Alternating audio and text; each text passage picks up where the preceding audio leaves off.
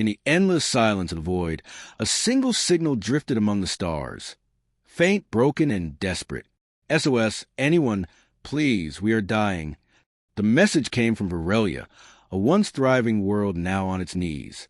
Their sun had dimmed, their crops had failed, and the great galactic council, the so-called civilized species, turned their backs. To them, Varelians were too small, too poor, too irrelevant to save. So their cry for help echoed unanswered. Or so they thought. Scene 2, the abandoned planet. Varelia's skies were ash-gray. Towers once gleaming with life now stood hollow, filled with the echoes of the dying. Children huddled beside flickering generators, and their leader, Aaron Val, whispered to his people, "We've done all we can. The galaxy will not come. We are alone." But even as despair settled over the planet, far beyond their broken atmosphere, something heard them. Scene 3, the forgotten frequency. At the edge of the Orion Arm, on a rugged blue planet the galaxy had long labeled dangerous. A signal technician picked up the SOS. He was human. "Commander," he said, "I think someone out there just called for help." Within hours, Earth's orbit was alive with motion. Fleets warming engines, drives charging, soldiers preparing. Because unlike the others, humans remembered what it felt like to cry for help and be ignored. Scene 4. The Deathworlders mobilize. Across a dozen orbital docks, Project Phoenix came online. Massive carriers, black as night and brimming with power, began to rise. They were not built for conquest. They were built for rescue. Still, every alien species who saw the Deathworlder fleets move whispered the same thing. Why are the humans sending warships? Because of them, Earth was still a death world, a place where storms shredded metal and beasts hunted anything that moved. They couldn't imagine that such a species could care. Scene 5, the arrival. 3 weeks later, Varelia's people saw streaks of fire cut across the sky. Aaron thought it was the end, meteor impacts, or worse, scavengers. But when the clouds cleared, he saw shapes descending on glowing thrusters, ships, enormous and alive with light. A voice boomed across the airwaves. "This is Captain Marahale of the United Terran Fleet. We received your distress call. We're here to help." The crowd fell silent. Then, for the first time in months, they cheered. Scene 6, the touch of Deathworld hands. The humans came in armored suits, their exoskins glowing under alien sun. They moved through the toxic dust like it was air, lifting collapsed towers, rebuilding generators, treating the sick with strange glowing tech. One Varelian doctor whispered in awe, "Their biology should kill them here, yet they endure." Another answered, "They are Deathworlders. The universe tried to break them, and they learned to survive everything." To the Varelians, it looked like magic. To the humans, it was just another day of hard work.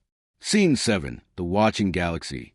Elsewhere, in the great halls of the Galactic Council, news began to spread. A fringe planet saved, not by the Council, but by humans. Ambassadors demanded an explanation. One elder species, the Zorati, scoffed. "You mean to tell me the barbarians from Sol crossed half the galaxy to save strangers?" The reply came from an observing AI envoy. Not to conquer, not to trade, just to help. The chamber fell silent. Scene 8, bonds and ashes. Days passed. Humans and Varelians worked side by side. Children who once feared the Deathworlders now laughed as soldiers taught them to build wind turbines and water filters. Aaron Val, the planetary leader, stood beside Captain Marahale as sunrise broke over rebuilt fields. "Why?" he asked softly. "Why come for us when the rest would not?" Mara smiled faintly, eyes fixed on the horizon. "Because once, we were the ones screaming into the dark, and no one came for us either." Scene 9, the return transmission. Before leaving orbit, Earth's fleet transmitted one final message. Not of Varelia, but to the entire galaxy. To any who can hear this, humanity is listening. No world stands alone. If you call for help, we will come. Billions of beings across distant stars paused, their hearts trembling at the promise from the world once feared. The Deathworlders had spoken, and their words carried the weight of thunder. Scene 10, epilogue. The myth begins. Centuries later, the story of that rescue became legend. Children on 100 worlds whispered it before sleep. When all hope fades and your signal dies in the dark, listen for the roar of engines, for the Deathworlders will come. And somewhere beyond the edge of known space, a human pilot looked up at the stars and whispered back, "We're still listening." Music swells. Camera pulls back to show Earth and Virelia glowing side by side in the void. End title. They thought the SOS was lost, until the Deathworlders arrived. In the cold silence between the stars, a single voice cried out, "This is Virelia, we need help. Anyone, please, help us." The words drifted through light years of emptiness, weak, broken, forgotten. The Virelian people had sent 1,000 messages, but no one ever answered. To the Galactic Council, their world was too small, too far, too poor. And so, their SOS vanished into dark. Or so they believed. Scene 2, a dying world. Virelia was a world of dust and dim sunlight. Cities that once gleamed with crystal towers now stood cracked and empty.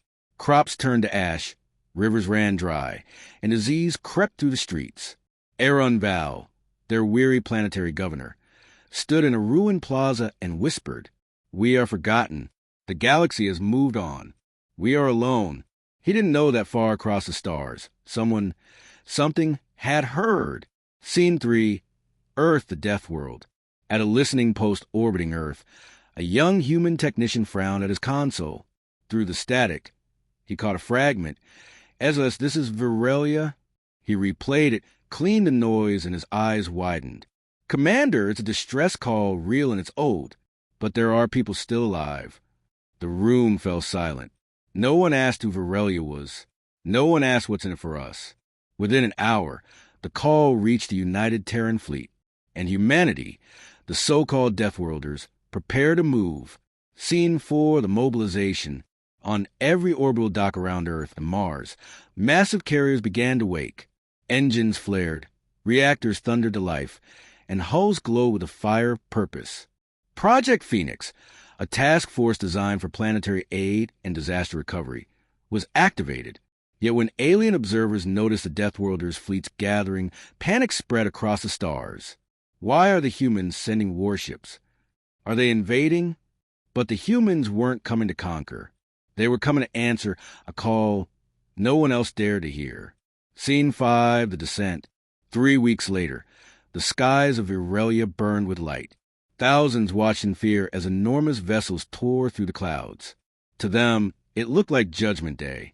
Then a calm voice echoed across every channel. "This is Captain Marahale of the United Terran Fleet. We receive your distress signal. You are not alone anymore." Aaron Val fell to his knees and wept. The message they thought was lost had been found by monsters turned saviors. Scene 6, the Deathworlders at work. When the humans stepped onto Virelia's surface, the ground shook beneath their armored suits. Toxic dust storms clawed at them, but they moved without fear.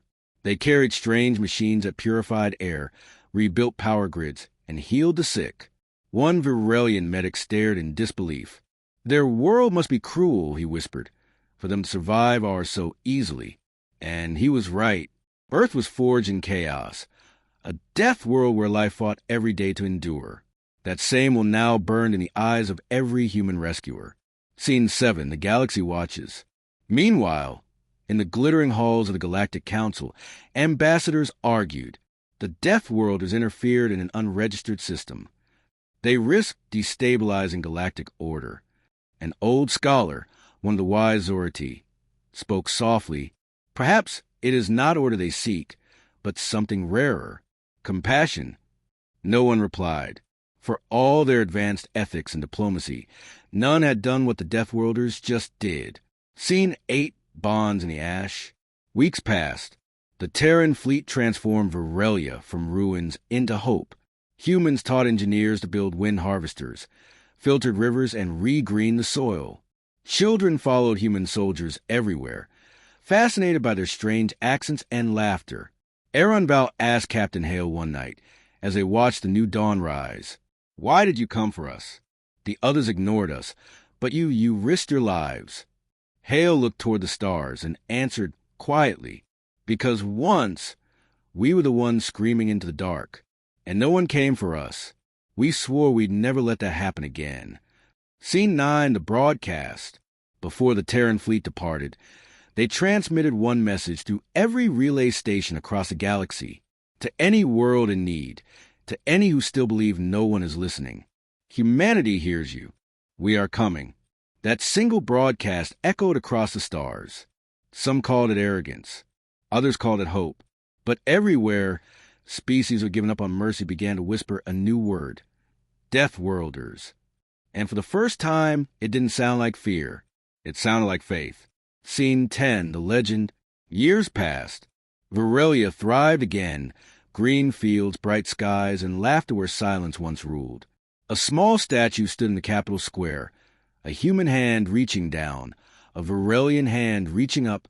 Children recited the story as if it were myth. When all hope fades and your signal dies, listen for the roar of engines. The Deathworlders will come.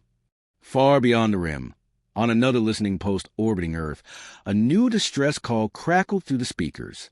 A technician smiled softly. "Commander," we got another one. And somewhere in the endless dark, engines began to wake once more. Music swells. The fleet rises through starlight, a trail of blue fire cutting through the void. Narrator, final line, calm, proud. They thought their SOS was lost. But the Deathworlders were listening, and they always will be. Word count, 1,000. Estimated video length, 8 minutes. Perfect for YouTube narration or AI voiceover. Tone, cinematic, emotional, and inspiring, classic HFY energy.